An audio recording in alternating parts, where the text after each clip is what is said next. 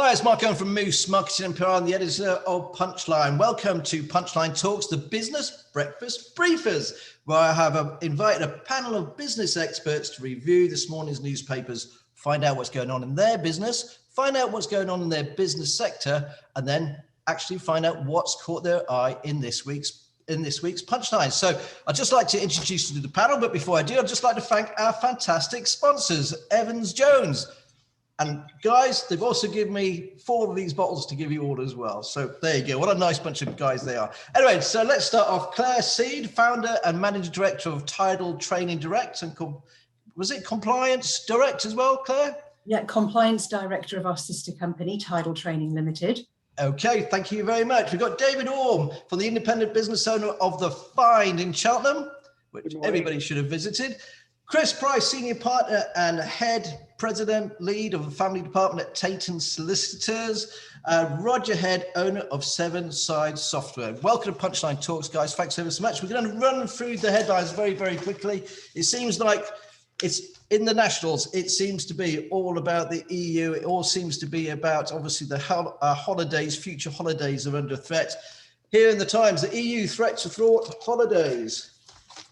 In the Telegraph, foreign holidays, confusion deepens.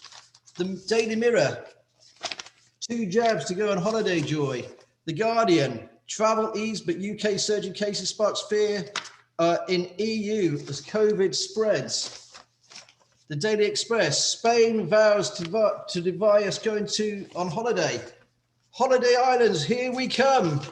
The Daily Mail's got this big campaign, isn't it? They're just desperate to get us out on a plane somewhere. The Daily Star, I love the Daily Star. They always do something a little bit different. Squeaky bomb time.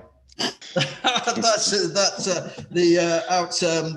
the Russians scaring the. Well, I don't think they scared the GBs out of the Royal Navy. That's never going to happen, is it? And finally, the one that's really caught all our eye this morning, I'm sure, is Hancock's alleged affair with his aide. And the big question there is, will he survive? Chris, what do you reckon, being a family lawyer? Well, it's an interesting mark, isn't it? I mean, he's not exactly covered himself in glory in terms of his role as far as some of his colleagues are concerned and a lot of the population. So he's not a popular character. I don't think he's got that to fall back on. So I'm not sure. I think he could be former health secretary very shortly, I think. Okay, Claire, what do you reckon? I'm concurring with Chris. You know, where there's a media campaign to slur somebody, they do quite a good job. Although, having seen that photo, he's doing quite a good job himself. And never mind aid, I think he's going to need some first aid. David, what do you reckon? Is he going to make it? Yeah, bottom line, I think he's there in protecting Boris at the moment. So once Hancock goes, Boris is going to take a lot more flack. So I think Boris will hang on to him as a sort of a bulletproof vest for the time being. But he is. He's like a magic shield, isn't he? He gets all the flack. Roger, Hancock, yes or no? Is he going to go? Will he make it? No, he's not going to go. He survived the Dominic Cummings debacle, so he's there to stay. And particularly with the success of the vaccine rollout, so my money is, yeah, he's not going anywhere.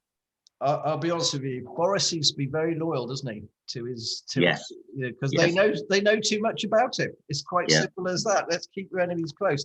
Apart from Dominic Cummings, who obviously is very stirring things up big time, because obviously he didn't leave in a happy way. So no. he's like an ex-employee who keeps coming back and giving you trouble. Well, not like you say to that, Roger. It's like you speak from experience. Anyway, Roger, let's start with you, the newspapers. What have you picked out, please, first, sir? Well, the story that I wanted to go with, taking the computer tech line, as you'd sort of expect me to do, is the story of John McAfee, who died yesterday in Spain, who invented the first antivirus software, McAfee, which has been around since the first virus. And so it was around, I think, about 1986, 1987. And he hung himself in a Spanish prison. He was facing deportation to America on tax fraud charges. but he had a really colourful life. But obviously for us in the IT world, his big invention it was the first antivirus software, which obviously made him very rich. He sold the company a long time ago, so he hasn't actually been associated with McAfee antivirus for a long time. But it made him obviously very, very rich. But he was a very colourful character, and as the papers say, he lived his life to the full. And interesting also that you covered it in Punchline as well yesterday, Mark. So not only is it national news, it's also in Punchline. But some interesting things with it was, as technical people, the big issue with McAfee software is you could never get rid of it. So it came with a lot of computers free to start with, and then the big joke was you couldn't actually uninstall it. So if you didn't want to go in latter years with McAfee's antivirus software, you ended up it was a real pain to get rid of it. And this resulted in a YouTube video that John McAfee did, which took the mickey out of his own software long after he'd sold the company. And it's still on YouTube actually, and it was how to install McAfee software, and it just took the mickey out of the whole thing. So if you get a minute and you're over 18, it is on YouTube. If you fancy a laugh later, have a look at it. Okay. But the big thing with it was, the fact that he invented the first antivirus software, and here we are all these years later, and we've still got the trouble. The whole thing with cybersecurity has obviously got worse since the 80s. But John McAfee made a fortune out of it, and once he sold the company, led a very, very colourful life, but sadly hung himself supposedly in a prison in Spain yesterday. That's a very happy way to start this morning. Yeah, well, breakfast.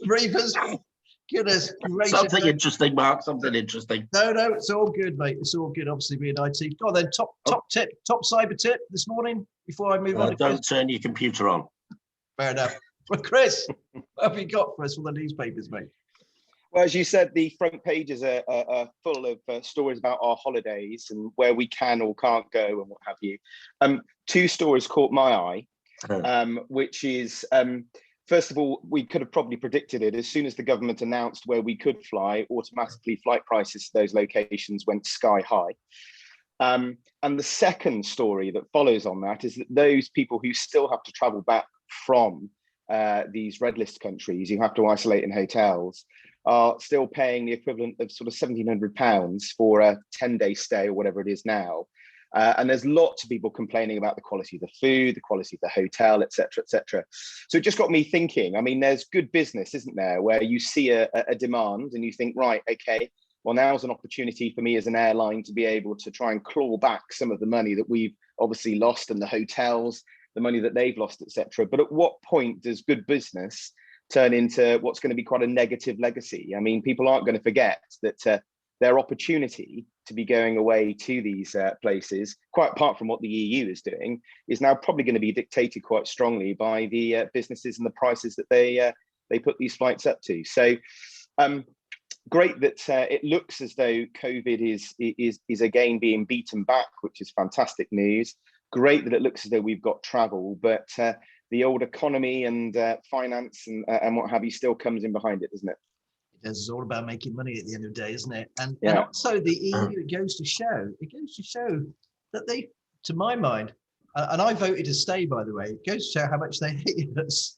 It just seems that they'll do anything to put the boot in. Merkel's at it again, I think, in the front page of the Times, trying to stop us visiting the places that we love in Europe. Thanks ever so much for Chris. Let's move over to David. Hi, David. Thanks for joining Punchline Talks this morning. Yeah, I mean, the story that caught my eye most, and it's in a lot of papers, is the story about. So if you can read this story here, which is the fact that they're developing a new blood test to detect cancers. I mean, I don't know if you're aware, Mark. I lost my wife to pancreatic cancer about 9 years ago, and pancreatic cancer is one of those cancers that is detected very late. There's no reliable screening for it, and I think it's just Fabulous. I've spent a lot of time fundraising over the last 10 years, both personally and through the Fine, for pancreatic cancer. And one of the things we've been looking at is exactly this, in terms of developing an early test for cancers. And without getting into the boring details, a lot of people think, well, something that is 80% reliable is great, but the issue has always been what they call the false negatives. It's not so much how many cancers you detect, it's how many cancers you misdetect, and when you've got something that only affects 1 in tens, hundreds of thousands of people, it can. So actually, this is a massive step forward. It's I'm sure it's only a step forward, and as often the papers build these things up to more than they are, and we're probably a decade away from really cracking this. But yeah, it's great. It's great. It's a great news story, isn't it? And it's a great positive story with after what we've gone through, and it goes to show how Britain is really leading the front at this fight against cancer, the fight against COVID, and there seems to be a sort of leap forward, a great leap forward in medicine. No, and I think so. I mean, it's very easy to knock. I was watching the Horizon program the other week that was talking about the development of the vaccine, and I mean, people always focus on the negatives rather than the positives. And there's a lot of anti-vaccine campaigning going on at the moment, and I think it's such a shame. We're really good at knocking things that we've sort of brought that war spirit out. When people say, rather than say, actually, we've developed a vaccine in 12 months that normally takes 10 years, they're saying, we don't trust it as a result. And I'm thinking, this is absolutely fantastic. Yes, there are risks, but life is full of risks, and we just have to weigh those up. And I totally agree. I think sort of we are, as a nation, as a world, are just making massive strides forward. And the last year, I think, has shown us, I think, as we come out of this, all the positives that we need to focus on. And although there's a lot we could have done differently over the last year, by and large, I'm glad I wasn't in Boris's shoes. And I think that actually, overall, they've done a pretty reasonable job in the circumstances. A lot of people might not agree with me, and I've got lots of little complaints, but overall, I just like to say, thank you for getting us through this. I couldn't agree more. Thanks ever so much for that, David. You're gonna have to move on to Claire. Hi, Claire. Thanks for joining us this morning. Great to see you. So, Lovely Claire, to see you. What have you picked out for us? Have you got a couple of stories for us, please? Yeah, there's some very interesting stories in the news this morning. I was tempted to go with HMS Defender, and then I thought, no, it's too early to talk about Putin and Russian politics and boundary lines. But in the spirit of health news, I've picked up on page 7 of the Telegraph, absolutely beautiful art, highlighting our wonderful NHS, and aren't they just fantastic? I'd like to echo David's comments, how blessed we are to live in this country with our fantastic NHS. And isn't it nice to be in a position where you can choose whether to have a vaccine or not? Billions of people around the country would give their back teeth to be able to be in the position that we're in. So for all the faults that the media put out, for all the things that that maybe haven't gone so well, the overarching news is positive and it is great. And it does give us the confidence to get out and about and resume services as a nation, not just as businesses. So here. No, it's funny you should say about, we are very, very fortunate that we have this choice to have the vaccine. You're dead. And I'd like to say, you mentioned the military. I'd like to say that actually, we're very thankful. I'm very thankful that we're not scared of our military. In other countries, they're actually petrified of their police and they're petrified of their armed forces. And we aren't like that. We have the shall we say, the joy, if not of anything, actually, of admiring our armed forces and admiring our police. Anyway, sorry, Claire, didn't we? Yeah, absolutely. Well, just as is the NHS, our armed forces are an institution and they're a backbone of the UK, and we're here thanks to them in many cases. So yes, absolutely.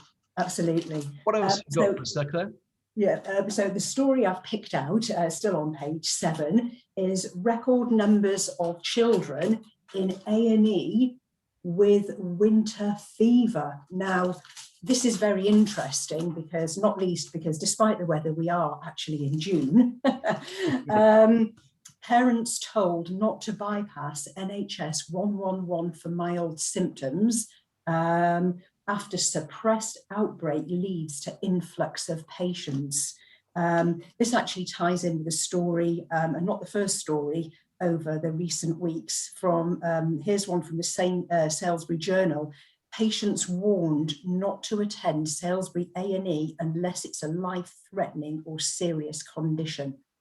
On, I think it was the second Friday in April, Great Western Air Ambulance reported that their incident rate had virtually doubled, with 11 critical incidents being attended on that day, 50% traumatic, 50% medical, all echoing the public getting out and about again and people re-engaging our services. So I'll come on to what is a medical emergency in a minute, but just to cover what the Royal College for Emergency Medicine are saying, emergency departments are currently under intense pressure, with many sites reporting record-breaking numbers of patients, crowded departments and long delays putting patient safety at risk.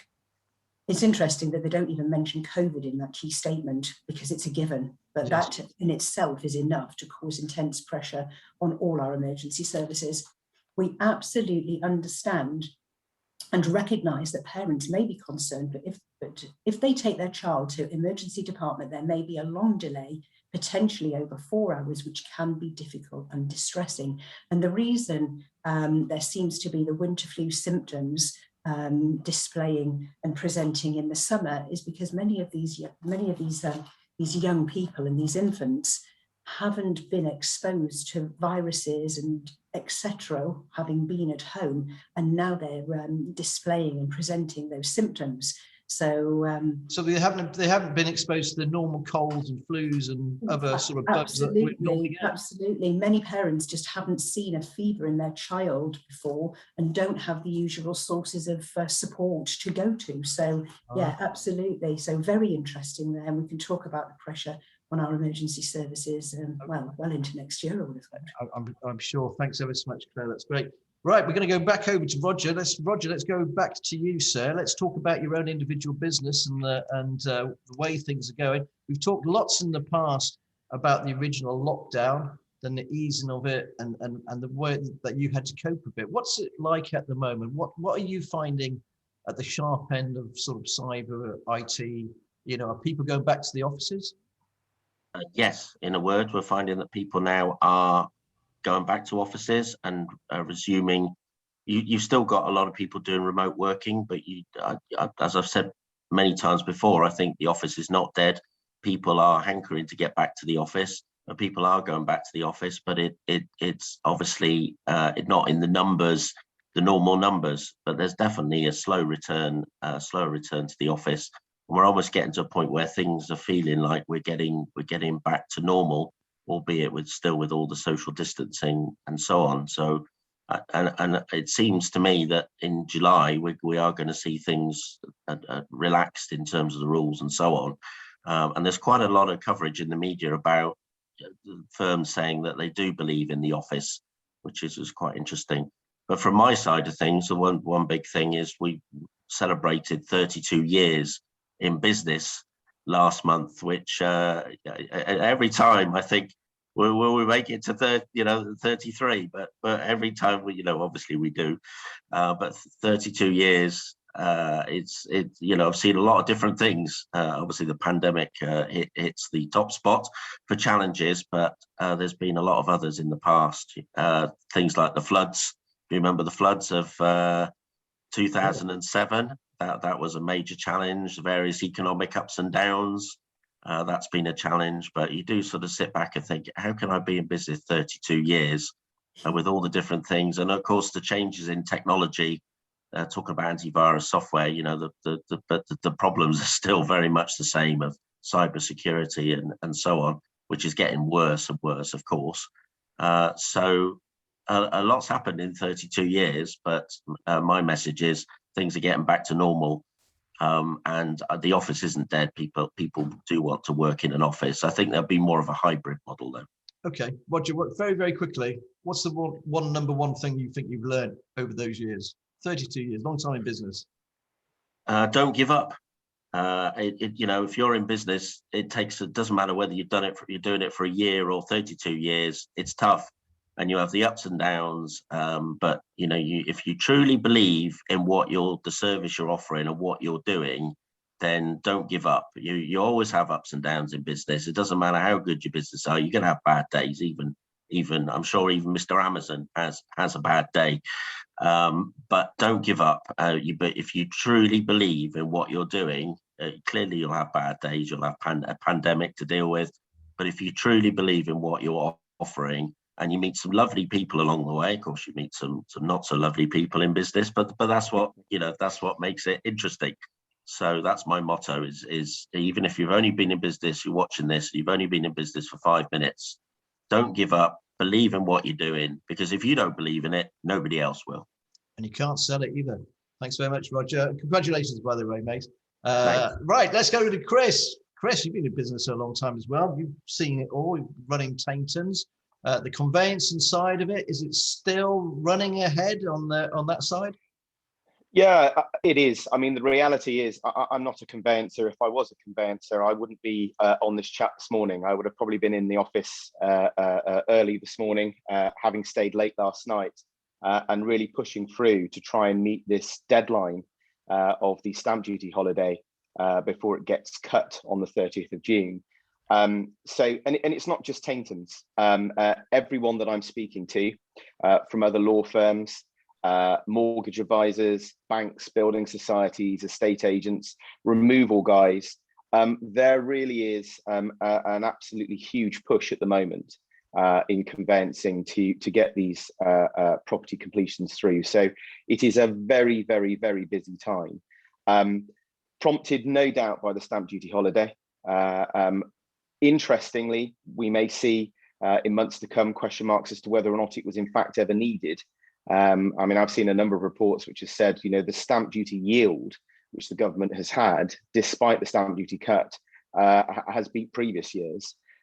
So maybe they knew something we didn't. Maybe, you know, they were offering in the one hand, but knew full well that actually it wasn't going to be as big of a gift on their behalf as many perceived it. But yeah, conveyancing is very, very busy. There's a lot of very busy people in that sector. Now, the other side of it, as we come out of lockdown, how's the family law looking? I would imagine there's been a lot of tension in families. Your department, you know, being the lead for family law, are you seeing a greater build up, unfortunately, of divorces and breakups? And yeah, we are. Unfortunately, you know, it's something we've spoken about before, actually, that you know, when you have these lockdowns and this additional stress of families being kept together, unable to socialize, unable to get out, etc., it sort of magnifies the issues that are within relationships or problems that are there. So across both of our family sectors, divorce, finances, children, we're definitely seeing an increase. Sadly, we're also seeing an increase in our childcare sectors as well. So where local authorities are having to become more involved in families in terms of vulnerable children and assisting those.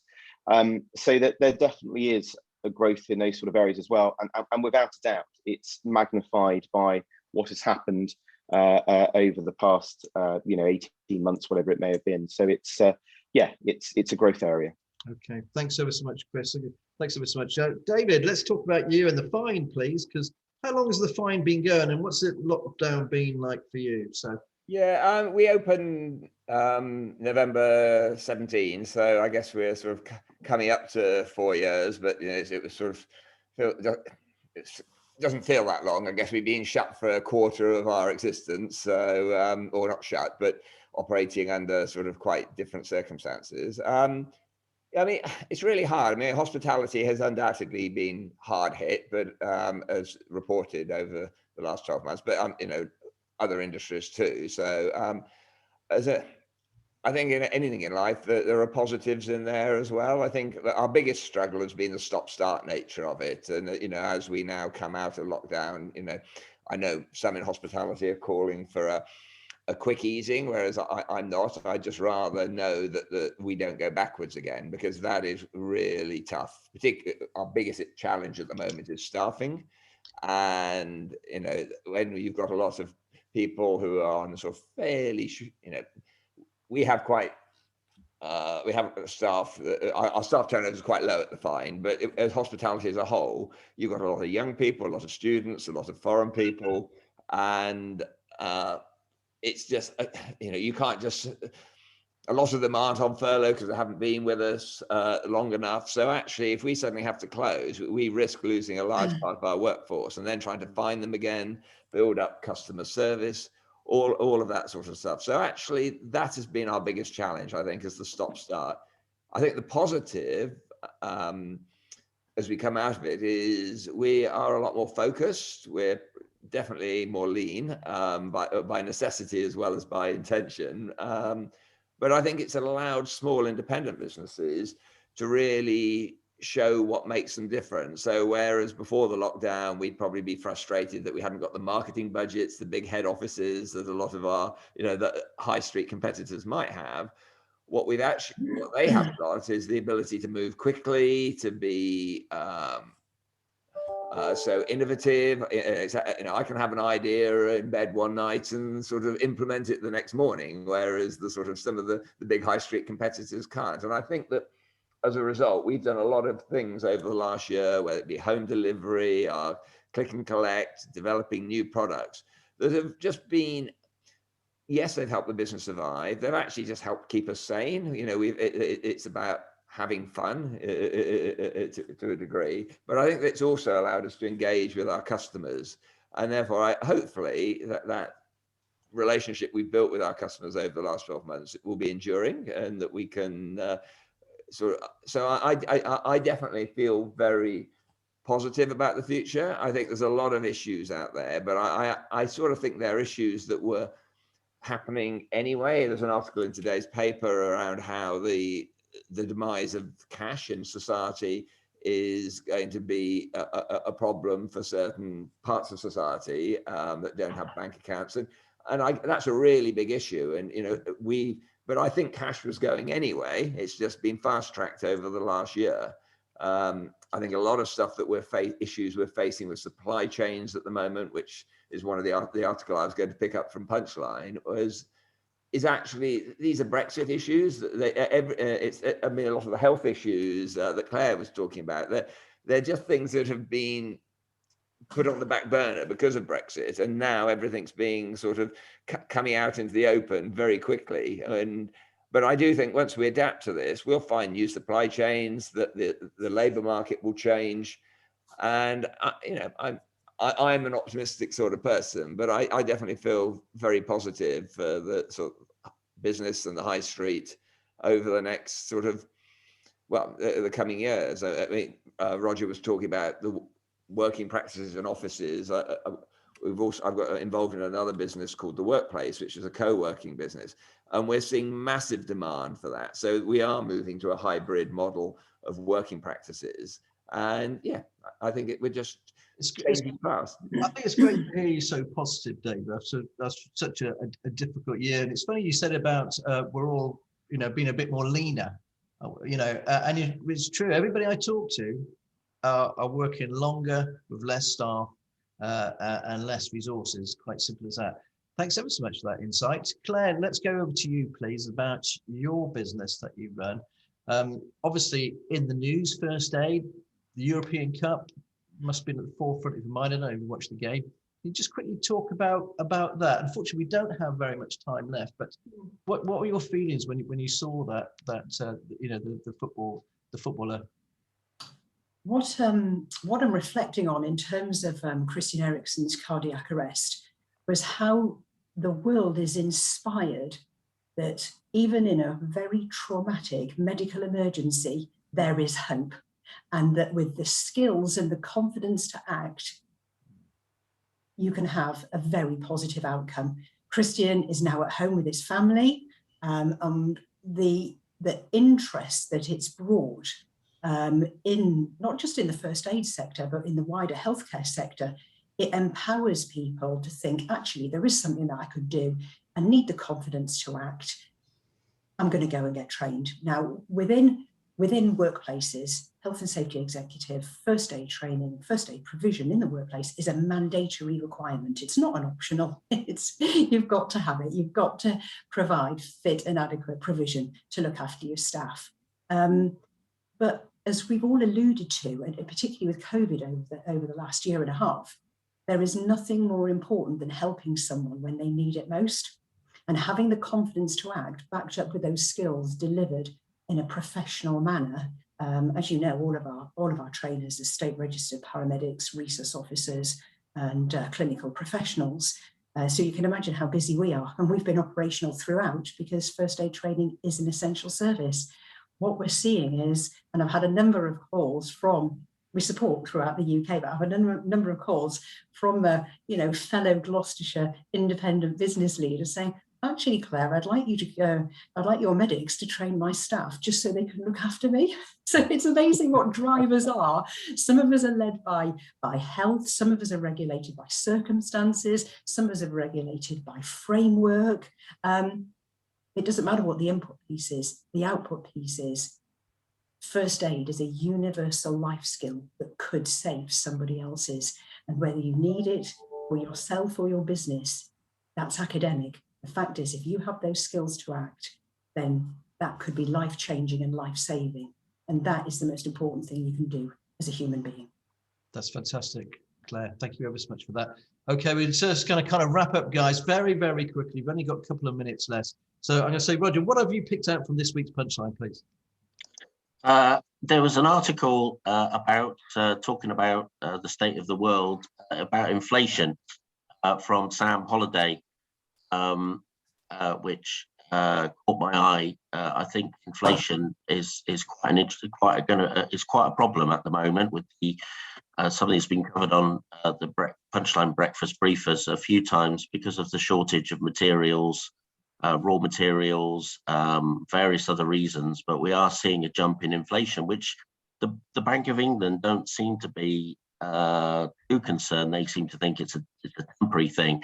But it's just interesting that post, obviously, we can see prices going up. The price of fuel is shooting up almost on I would say, not even more than weekly. It's at one stage, it was almost daily.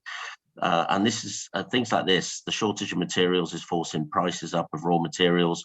So it's quite an interesting article where Sam Holliday was commenting on this inflation issue. And of course, we've got record low interest rates, which is tremendously beneficial to help it through the pandemic. But is this gonna be a big problem for the Bank of England as we come out of the pandemic crisis and business gets going? It does seem to be a bit of an issue, inflation rising uncontrollably. Everywhere, Roger. Everybody I talk to, every single business, costs are going through the roof, and also the shortage of supply as well. No, thanks ever so much for picking out that story. Chris, what did you pick out from this week's Punchline? What's caught your eye, please, mate? Oh, just picking up on what Roger said, price of fuel is shooting up, petrol and diesel is going through the roof. And the article that stuck out to me, therefore, was the one with Matt Cleveley of Cleveley Motors, which is about the electric vehicles and how they're going to become, more popular and far more cost effective and what have you. So that was an interesting story for me. It's progress, isn't it? That we're all going to be going around in electric cars soon with charge points, etc. And certainly I'm seeing more charge points around the city. So that is obviously the future. Without a shadow of a doubt. No, very clever guy, Matt. Okay, Dave, what have you picked out, please, David? Yeah, well, I was just quickly looking for other articles. I picked up the same one as Roger, okay. But and I think that it is supply, it's inflation coming through. But I'm particularly we're seeing that in the labour markets, and working closely with a lot of independent businesses in Cheltenham, hospitality businesses through an organisation called Turf. I know that there's a lot of owner-operated businesses at the moment where we're all in the kitchens. We're working. I do my day job in the evening now because we're so short-staffed in the cafe, and that is true. Trying to get a chef at the moment is like trying to find hen's teeth. It really is tough. So, but the other, just looking at the other article that caught my mind was about the more ultra-fast broadband coming to Gloucestershire, which particularly with our co-working business, I think it's absolutely essential. And We also see what's going on with GCHQ and becoming a cyber hub. And I think it's really exciting. If it's an opportunity here for Cheltenham to really become a go-to business location. And we're never going to, so the super fast, ultra fast broadband is absolutely essential to the future of Cheltenham, I think.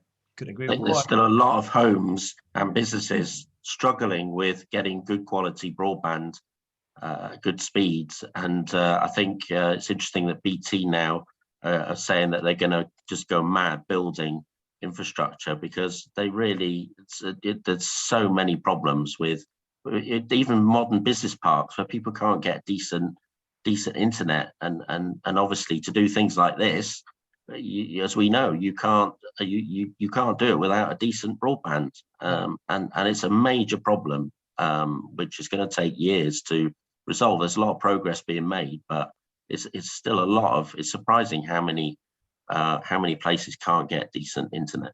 Couldn't agree more. Claire, what's your final piece, please? What story have you picked up? Just a quick one to close on, Mark and gentlemen. I really like the way Punchline gives a platform to local stories and charities, because we're a very charitable county, and over the course of the last 18 months, charities have struggled terribly, as we all know, and we're all involved with different charities.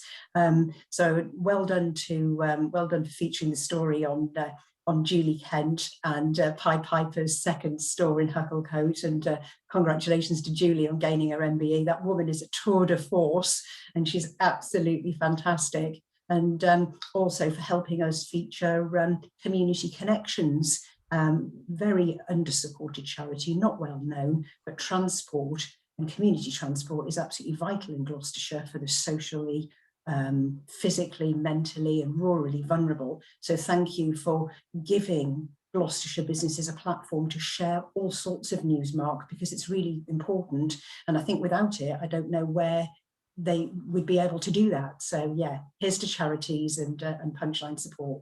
That's very kind. Thanks ever so much. Now I think we've given over like £20,000 worth of free advertising to charities over this past 18 months, and tried to run as many different stories as we possibly could to support all our charities that really need it. A couple of stories that caught my eye very, very quickly was the Gloucester Tower block, that big one, the Clapham Court Tower block, that is going to come down. Gloucester City Homes have finally made a decision to knock that thing down. Lydney Harbour Industrial Estate, which I go to quite regularly when we're delivering magazines, that has been sold.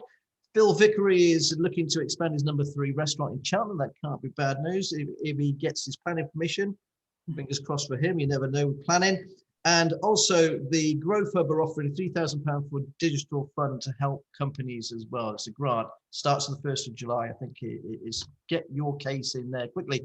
Thanks guys for joining Punchline Talks, and thank you for my fantastic panel, and thank you also to our brilliant sponsors, Evans Jones. See you soon. Thanks very much. Bye. Thanks a lot. Bye. Bye.